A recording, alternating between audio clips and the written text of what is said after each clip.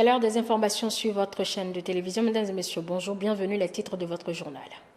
Ouf de soulagement pour les autorités de l'université d'Abomey-Calavi après l'interdiction des activités paramilitaires des associations estudiantines. Ces universitaires qui subissent la violence des milices coordonnées par les organisations estudiantines se prononcent dans ce journal.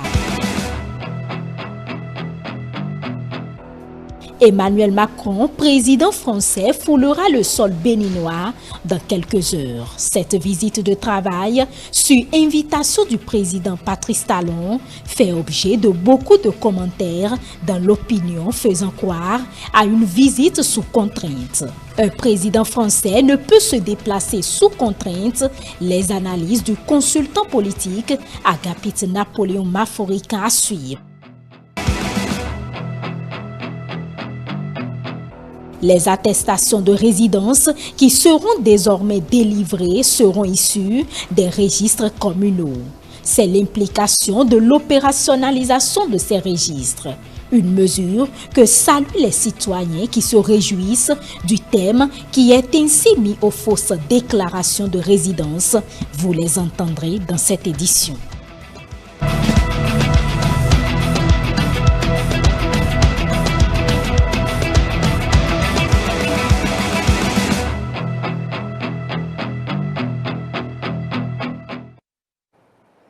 On se rend sur le campus d'Abomey-Calavi pour l'ouverture de cette édition. L'interdiction par le gouvernement des activités paramilitaires des associations estudiantines est accueillie avec faste par les autorités universitaires, les autorités de l'université d'Abomey-Calavi, enseignants, recteurs, doyens et autres. Eh bien, ces universitaires et autres personnels qui font souvent les frais de la violence de ces milices saluent la réaction du gouvernement.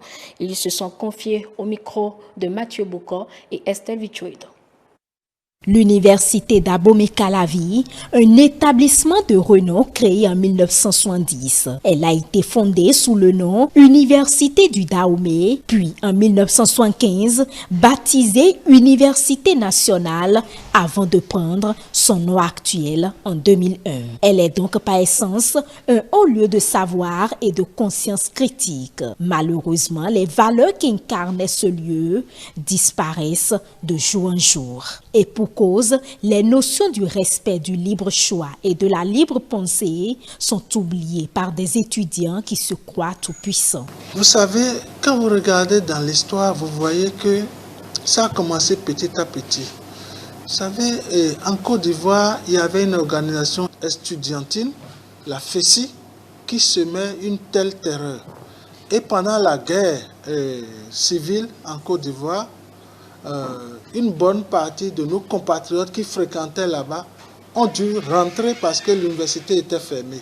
Donc ils sont rentrés ici et ils ont copié la violence qui se faisait là-bas.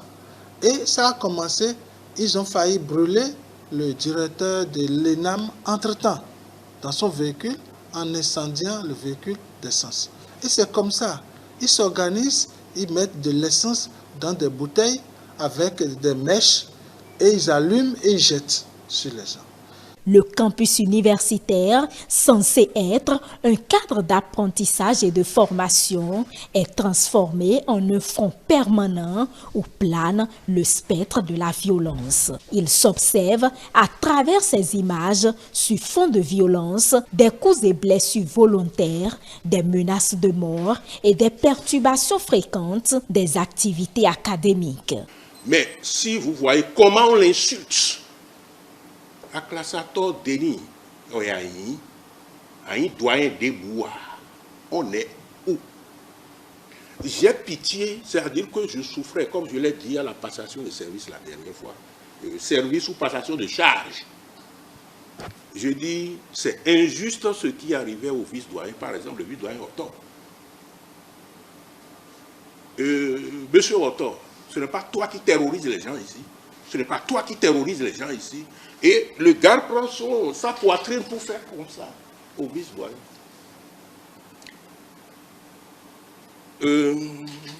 Ce n'est pas normal. l'État seul détient la légitimité de la violence. Dans un pays normalement organisé, seul l'État détient la légitimité de la violence. Ce sont des principes de droit qu'on connaît. Ça veut dire qu'on ne peut pas laisser effectivement ces milices, je dis bien les milices, ce ne sont plus des étudiants. Ces abus de langage, couplés de violence, naissent souvent des groupes organisés, soit en garde fédérale, soit en brigade rouge, etc. Au regard des sévices graves qui sont faits sur leurs camarades étudiants, de même que sur les usagers du campus, le ministre de l'Intérieur et de la Sécurité publique a demandé le jeudi 21 juillet 2022, à travers un communiqué, de mettre fin immédiatement en leur sein à l'existence de ce groupe. Mais une question qui finance ces milices. Vous n'êtes pas sans savoir qu'en 2016, il a été procédé à la suspension des organisations estudiantines par le gouvernement du président Talon. Et en 2017, il y a eu un décret de réorganisation. Ensuite, il y a eu un arrêté d'application. Et par rapport aux nouveaux tests, les étudiants, les organisations estudiantines ne reçoivent plus de subventions directement du COUSACE. Nous validons un PTA chaque année. Et par rapport à ce PTA validé, c'est le COUS même qui exécute les activités pour eux. Et parmi ces activités, vous n'avez pas le financement de ces groupes. Vous avez des formations, vous avez le championnat pluridisciplinaire, les activités artistiques et culturelles. Nous venons de terminer le championnat pluridisciplinaire et nous allons enclencher sur les Jeux intercampus la semaine prochaine. Nous ne donnons aucun franc aujourd'hui entre les mains des organisations estudiantines. Même ces activités sont organisées par le COUSACE pour les étudiants. Dans tous les cas, malgré les actions et les différentes mesures ayant encadré la reprise de ces différentes organisations, le phénomène persiste. Notre ministre de tutelle a sensibilisé pendant longtemps, en tant que mère de famille, pour que ces étudiants puissent changer de comportement, mais rien n'y fit. Si je devais vous rappeler ce qui s'est passé l'année passée, le 14 décembre 2021, il y a eu une boucherie sur le campus, où les étudiants se sont charcutés et les armes blanches circulaient sur le campus. En tout cas, jusqu'à présent, les armes blanches circulent comme des petits pains sur le campus. Et là où, surtout, le COUS est en insécurité, c'est que nous n'avons pas le pouvoir de réquisition des forces de l'ordre, contrairement au rectorat. Donc, le COUS fait souvent de base arrière à ces milices et assimilés. Et ces milices, je peux dire, il s'agit de l'état-major, de la garde fédérale, de cause de la police, etc. Ce sont des groupes qui tiennent au respect de tout le monde. Est-ce que vous avez le bac pour venir pour perturber? Concrètement, je ne sais pas. Lorsqu'on prend de responsabilité, lorsqu'on est responsable, c'est pour défendre les intérêts des étudiants. Du moins, c'est ce que je crois. L'amélioration de leurs conditions, c'est ce que je crois, du moins. Mais on ne peut pas être responsable, c'est-à-dire que leur métier, c'est de perturber. Celui qui a l'âge de ton père, tu l'insultes. C'est ce qui arrive au doyen, c'est ce qui arrive au vice-doyen. Ce n'est pas normal. Toutes les mesures de sécurité sont prises pour continuer de garantir le déroulement des travaux académiques en toute sérénité. Sur le campus universitaire, on rassure les autorités. On est en train de terminer les derniers examens. En temps, ils ont perturbé à plusieurs reprises. Et d'ailleurs, ce qui a fait qu'on a fait appel à la police, maintenant, qui est en train de sécuriser les lieux. Et les examens se déroulent normalement. Et nous, on a dit à la ministre, s'il vous plaît, madame la ministre, trouvez-nous la solution. Et la solution a été la bienvenue. Elle a pris ses responsabilités et contacté son homologue qui a pris les choses en main. Maintenant, nous sommes sécurisés, nous avons commencé à organiser ces examens. Ça va nous coûter une bonne partie de nos vacances, mais nous voulons servir les étudiants innocents, vraiment, pour qu'ils puissent passer leurs examens. Voilà l'essentiel. Il y aura une séance de travail ici au niveau de l'équipe rectorale. Après, on va associer aussi les chefs d'entité pour l'application rigoureuse de ce communiqué et faire ressortir un arrêté des notes de service pour réglementer maintenant tout ce qui est dit là et mettre fin, éradiquer totalement ces groupes paramilitaires qui existent sur le campus. Une décision appréciée par les autorités universitaires. Pour l'heure, les groupes paramilitaires ne sont plus les bienvenus sur le campus. Les étudiants sont invités à dénoncer les auteurs de tout acte répréhensible en portant l'information auprès de leur hiérarchie ou en saisissant les autorités compétentes.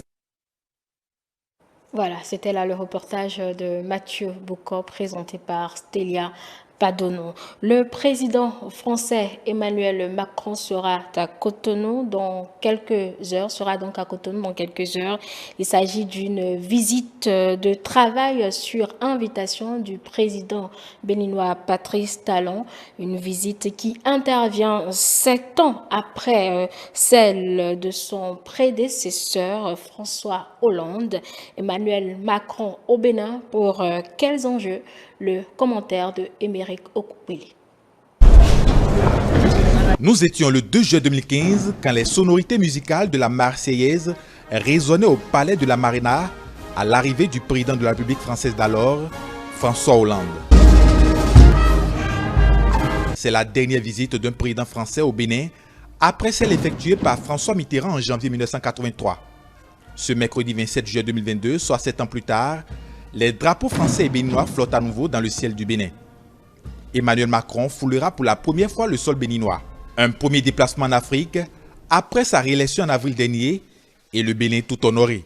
Le Bénin est un pays stable, démocratique et ami de la France. Le réchauffement des liens diplomatiques entre le Bénin et la France est la principale raison de cette visite. En effet, depuis l'avènement du gouvernement de Patrice Talon, le Bénin est devenu, selon les institutions de Bretton Woods, l'un des pays les plus réformateurs en Afrique, notamment dans la modernisation de son administration et la transparence budgétaire. Une chose qui sidère beaucoup de grands pays, dont la France. Emmanuel Macron vient comme pour féliciter et encourager ce processus qui permet au Bénin de connaître une avancée dans plusieurs secteurs. L'atterrissage de l'avion présidentiel à l'aéroport international Bernardin Cardinal-Gantin est espéré à 10h30. À 12h, le président français va s'entretenir avec son homologue béninois Patrice Talon pendant environ 1 heure au palais de la Marina. Un palais rénové qui offrira à coup sûr les commodités dues à son rang.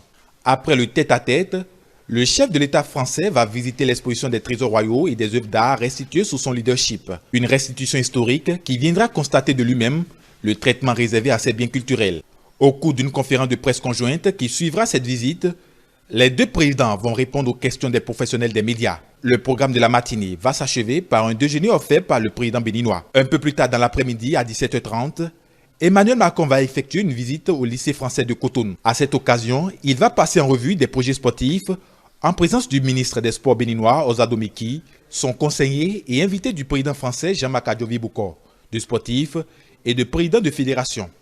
Après le lycée Montaigne, il fera un tour à Semen City pour échanger avec des étudiants avant de mettre un terme à cette visite le 28 juillet 2022.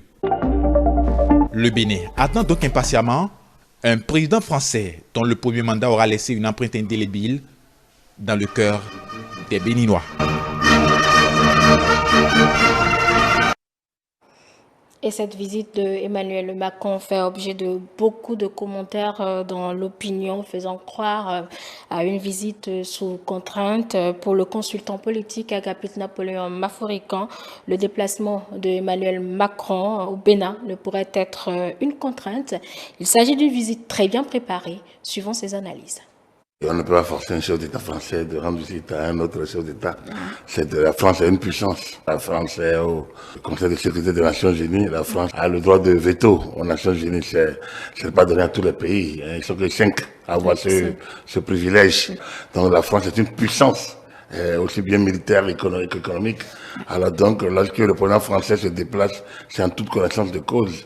Ça veut dire qu'il ne peut pas se déplacer parce que quelqu'un lui a forcé la main. Ce n'est pas possible. C'est méconnaître les exigences des relations internationales et surtout la dynamique des rapports de force dans ces relations internationales. Donc, autant nos petits pays, parfois, le chef d'État peut être parfois sommé de rejoindre tel sommet pour pouvoir débattre des questions. On a vu les présidents africains aller au GY pour pouvoir participer à des rencontres, mais les présidents, les exécutifs des puissances ne se déplacent pas sous contrainte. Donc, il ne peut pas avoir de visite forcée, il n'y en a pas eu. Dans un sens comme dans un autre, on ne peut pas empêcher. Lorsque cette visite... Oui, c'est pas au cours d'un rêve qu'un président français décide de rendre visite, de se déplacer, d'entamer une sortie internationale. Là, je vous ai dit, la voix de la France est une voix particulière dans le Conseil des Nations. Tout comme la voix des États-Unis, tout comme la voix de la Grande-Bretagne, tout comme la voix donc, de la Chine, de la Russie. Donc, cette puissance-là existe. Et en Afrique, il y a des voix. Et on peut dire que la voix du Bénin commence par passer aussi. Donc, cette puissance, lorsqu'elle décide de se déplacer, c'est parce qu'elles ont analysé un certain nombre de paramètres. Et ce voyage du président Macron a été préparé délicatement. Parce que par rapport au choix du pays, par rapport au nombre du pays, par rapport au temps à passer, par où commencer, c'est pas comme un peu beaucoup d'Africains, comme nous, où nous fonctionnons, disons à l'émotion. Ça, c'est pas à l'émotion. C'est manœuvrer, c'est préparer avec beaucoup de finesse, avec beaucoup de dextérité, et tout est millimétré. On en vient à présent à ce titre, l'instauration des registres communaux de déclaration de l'arrivée et des départs des citoyens dans les communes impose aux élus locaux la délivrance d'attestations ou de certificats de résidence sécurisés. Désormais, cette pièce sera extraite des registres communaux de sorte à mettre un terme aux fausses déclarations de résidence, une mesure que citoyens et chefs de quartier apprécient. On les écoute dans cet élément de Moucharaf Soubanou et Isaac Bobo. Depuis l'adoption en Conseil des ministres le 20 juillet dernier du décret d'application sur la mise en œuvre des registres des personnes physiques établis sur le territoire, l'Agence nationale d'identification des personnes met les bouchées doubles pour qu'au plus tard, le 1er octobre, les registres communaux soient opérationnels. Ces registres contrôlent l'entrée et les sorties des citoyens dans les communes. Cela permet au moins d'éviter les fausses attestations que les chefs quartiers pourront délivrer, puisque il y a des gens, par exemple, ils ne vivent pas peut-être dans le quartier. Pour faire des pièces, ils négocient avec le chef quartier qui lui délivre une attestation de résidence avec le numéro d'adressage, le numéro de la rue, alors que cet individu ne vit même pas du tout dans le quartier. Donc moi je salue la décision. Après, je ne comprends pas, il y a trop de protocoles dedans. Voilà, je me suis découragée pour faire l'attestation de résidence aujourd'hui, ce matin. Je me suis découragée que je ne vais plus faire. Cette décision, c'est pas mal, mais jusque la majorité des chefs quartiers n'ont pas de boulot. C'est avec ces 1000 francs là que certains chefs quartiers prennent pour gérer leurs petits besoins. Ça va jouer un peu sur les chefs quartiers, les sécu. La particularité est que les nouvelles attestations seront désormais sécurisées, ce qui enchante davantage Abdelmajid Chitou, qui est totalement d'accord avec l'État qui prend en main la gestion de l'État civil. Et comme le gouvernement veut mettre plus de sécurité, veut mettre en sécurité la population, même si ça a créé de conséquences, bon, ce serait négligeable. Et de plus, l'État civil, c'est une compétence normalement de l'État, mais que l'État partage avec les communes. Donc les communes qui sont un ensemble d'arrondissements, qui sont des unités administratives. Donc l'État a décidé de récupérer encore cette compétence et la conférer à l'ANIP. Ce document est fait pour mettre un terme aux fausses déclarations de résidence dont se rendent parfois coupables certains élus locaux. La loi ayant été votée et promulguée, votée par l'Assemblée nationale, promulguée par le président de la République, les dispositions avaient été déjà prises pour concevoir l'architecture des registres communaux. Le document majeur qui va subir une transformation profonde à partir de la mise en œuvre des registres communaux est qu'aucune attestation ou certificat de résidence ne sera plus délivré par aucune autorité locale sans que cela ne provienne directement sous un format sécurisé du registre communal. Ainsi, les fausses déclarations de résidence n'engageront que ceux ou celles qui les auront faites. Ainsi donc, toute attestation de résidence sera désormais issue du registre communal, une mesure que salue Servet Padonou, chef quartier de Guadjetin. J'ai de très bonnes impressions par rapport à cette mesure, sauf que à l'instant où je parle, je n'ai pas encore un acte officiel du gouvernement qui stipule la chose. Et en tout état de cause, nous sommes dans la République et nous sommes les chefs quartiers. Et donc, tout ce que le gouvernement prend comme décision, je crois que est la bienvenue. Et je crois que nous, en tant que Sécu, nous nous engageons profondément par rapport à ça. Il n'y a pas de doute et il n'y a pas de crainte que si demain cela venait d'être réel et que nous recevons des instructions de la part de nos responsables hiérarchiques, je crois que cette décision est la bienvenue et est applicable avec joie et abnégation. Rappelons que la mise en œuvre de ces registres répond au besoin de recueillir les données des résidents communaux, lesquels servent notamment à consolider ou mettre à jour le registre national des personnes physiques, attribuer le numéro personnel d'identification et reconstituer l'état civil des personnes. Merci à vous, Moucharaf Soumanou. Dans tout un autre registre, lorsqu'on le sent malade, la logique veut que l'on se rende à l'hôpital pour se faire ausculter. Malheureusement, très peu de personnes respectent ce principe. La majorité préfère s'adonner à l'automédication, une pratique qui n'est pas sans conséquences sur la santé, nous dit ici Melvina Chabi dans ce reportage. Pratique qui consiste à se procurer un médicament afin de se faire soigner sans une ordonnance ou encore sans l'avis d'un médecin. L'automédication est devenue monnaie courante et adoptée par plusieurs personnes. Pour ces citoyens rencontrés, plusieurs raisons justifient ce comportement. C'est quelque chose qu'il faut décourager parce que cela fait beaucoup de ravages quand même. Vous savez, quand vous vous rapprochez un peu des hôpitaux, c'est là que vous avez les informations. Il y a beaucoup de personnes qui ont perdu la vie à cause de ça. Il y a beaucoup de personnes qui se sont retrouvées handicapées à cause de ça. Parce qu'entre-temps, ces médicaments foisonnaient, il y en avait beaucoup. Et les gens en prenaient sans contrôle. Donc, c'était vraiment pas bon. Je suis un pratiquant de l'automédication. C'est une bonne chose parce que ça diminue en fait les finances. Parce qu'on peut prendre les médicaments, ne pas aller chez le médecin pour dépenser de l'argent gratuitement et se soigner rapidement à la maison. Si, on peut aller là-bas avant toute action, mais le problème c'est que c'est un réflexe au fait. Quand tu as un mal directement, c'est d'aller prendre directement un médicament et te soulager au lieu d'aller voir un médecin avant que ça n'empire. S'il y a des nouvelles ou de l'information bien sur l'internet et que tout le monde a accès de ça, je pense que c'est plus vite, c'est moins cher, mais ça dépend si on a des bonnes informations. Si on n'a pas, c'est sûr que c'est beaucoup mieux d'aller au médecin. Oui, j'ai connaissance de l'automédication et je suis une pratiquante. Et dans le contexte où tu as les maux de tête, tu ne peux pas aller voir d'abord le médecin avant de te calmer. Parce que les paracétamol, par exemple, comme exemple concret, le paracétamol nous permet de nous calmer les maux de tête. Et une fois déjà, j'ai les maux de tête je suis un peu soulagée, je peux aller me rendre maintenant à l'hôpital. Toute personne qui pratique l'automédication s'expose à plusieurs dangers, avertit le médecin généraliste. Les dangers, nous allons les scinder en 3 catégories. La première catégorie, c'est les dangers liés au comprimé lui-même que vous avez pris. Les médicaments qu'on prend, il y a une composition dont on ne maîtrise pas. Il y a la toxicité dont on ne maîtrise pas. Il y a la date de péremption généralement qu'on ne vérifie pas parce qu'on a déjà ça à la maison, on le prend facilement. Donc, que ce soit le médicament périmé, que ce soit la composition est toxique pour l'organisme ou que nous, les agents de santé, on utilise avec précaution, donc vous ne savez pas, vous avez utilisé. Tout ça, ça peut vous causer d'énormes dégâts après. Vous allez vous retrouver des réactions allergiques fulminantes, parfois même ça peut même conduire à un choc anaphylactique et vous allez en mourir.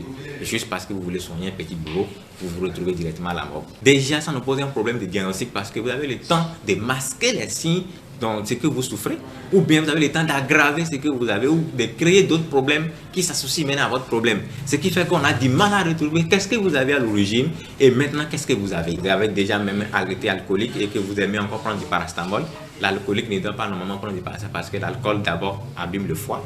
Et déjà, les paracétamol, c'est le foie qui métabolise. Là, vous vous retrouvez avec des problèmes de foie à la longue et vous ne savez pas que c'est parce que vous prenez des médicaments métabolisés par le foie alors que vous êtes alcoolique. Et pour ne pas s'exposer aux conséquences qu'engendre cette pratique, le spécialiste recommande. J'ai un mot à l'endroit des personnes qui s'y adonnent à l'automédication, c'est d'abord de leur dire que l'automédication tue. Il faut toujours un avis d'un personnel de santé. C'est pour ça qu'il y a la pharmacie, là, vous pouvez aller voir un pharmacien, éviter de voir les auxiliaires en pharmacie, un pharmacien, ou carrément rendez-vous à l'hôpital pour prendre des avis et des conseils sur le type de médicaments utilisés, quelle dose utiliser, sur combien de temps il faut l'utiliser. C'est le plus important. Voilà, c'était là les conseils donc du médecin, conseils à prendre en compte pour notre santé. Mesdames et messieurs, ainsi se referme cette édition. Merci de nous avoir suivis. Retrouvez-nous sur l'ensemble de nos plateformes digitales, Twitter, Facebook, YouTube, en direct via notre application iOS et Android e-télé. Très bel après-midi à tous.